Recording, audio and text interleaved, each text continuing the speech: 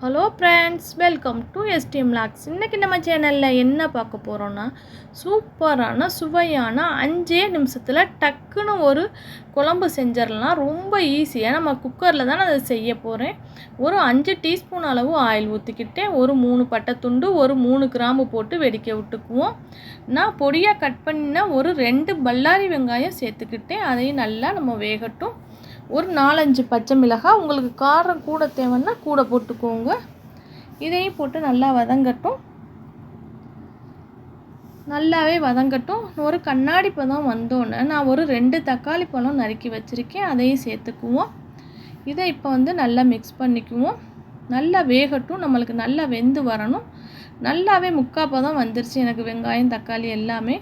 இப்போ boneless chicken தான் நான் எடுத்துக்கிட்டேன். இதை நல்லா பொடியாக நான் கட் பண்ணி வச்சுருக்கேன். இது சப்பாத்திக்கு தான் இந்த குழம்பு செஞ்சேன். ரொம்ப ஈஸியாக நம்ம டக்குன்னு 5 நிமிஷத்தில் நம்ம செஞ்சிடலாம். குக்கரில் செஞ்சோன்னா 5 நிமிஷத்துலேயே செஞ்சிடலாம். இதை நல்லா நம்ம மஞ்சள் பொடியும் போட்டாச்சு. இந்த குக்கரில் செய்கிறதுனால நம்மளுக்கு சீக்கிரமாகவும் வெந்து வந்துடும். நம்மளுக்கு ரொம்ப டைமும் சேவ் ஆகும். மஞ்சள் பொடி போட்டோன்னா கல் உப்பும் தேவைக்கேற்ப போட்டாச்சு. கொஞ்சம் நேரம் அந்த இதுலேயே ஆயிலே நம்மளுக்கு வேகணும். அடுத்தது இஞ்சி பூண்டு பேஸ்ட்டு, அதுவும் ஒரு டீஸ்பூன் அளவு என்கிட்ட இருந்தது, அதையும் போட்டாச்சு. அடுத்தது ஒரு 1.5 டீஸ்பூன் அளவு மிளகு ஜீரகம் சோம்பு, இதை 3ஐயும் அரைச்சி நான் எல்லாத்துலேயும் அரை டீஸ்பூன் அளவு எடுத்துக்கிட்டேன். இது 1.5 டீஸ்பூன் வந்தது. எல்லாத்துலேயும் மிளகு சீரகம் சோம்பு 3ஐயும் அரைச்சி போட்டாச்சு. இப்போ அடுத்தது குழம்பு மல்லிப்பொடி, அதுவும் ஒரு 1.5 டீஸ்பூன் அளவு போட்டேன். இது எல்லாமே அரை கிலோ சிக்கனுக்கு உள்ள மசாலா. நல்லா ஒரு 2-3 நிமிஷம், ஒரு 2 நிமிஷம் நல்லா வேகட்டும் நமக்கு. இப்போ நல்லா முங்குற அளவுக்கு, நம்ம வீட்டில் எத்தனை பேத்துக்கு நம்மளுக்கு வேணுமோ அந்த அளவுக்கு தண்ணி ஊற்றிக்கோங்க. முங்குற அளவுக்கு நம்ம தண்ணி ஊற்றினா சரியாக இருக்கும். அடுத்தது காரத்துக்கு உங்களுக்கு எவ்வளோ காரம் வேணுமோ அந்த அளவுக்கு தேவைக்கேற்ப போட்டுக்கோங்க. நான் ஒரு 1/4 டீஸ்பூனுக்கு கொஞ்சம் கூட போட்டேன். ஏன்னா நம்ம இஞ்சி பூண்டு பேஸ்ட்டு காரத்துக்கு எவ்வளோ தேவையோ அந்த அளவுக்கு போட்டுக்கோங்க. நான் குக்கரை மூடி வச்சாச்சு. இப்போ ஒரு 4 விசில் வந்தால் சரியாக இருக்கும். நம்மளுக்கு வெந்துடும். ஒரு 4 விசில் நீங்கள் விட்டிங்கனாவே போதும்.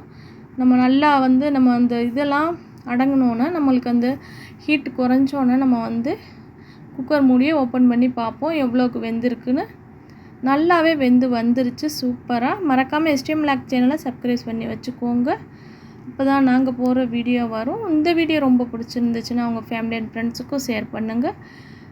கடைசியாக நம்ம கொஞ்சம் மல்லி இலையை தூவி நம்ம எடுக்க வேண்டியதான். அந்த சப்பாத்திக்கு தான் இந்த குழம்பு செஞ்சேன். ரொம்ப ஈஸியாக டக்குன்னு நம்ம செஞ்சிடலாம் 5 நிமிஷத்தில்.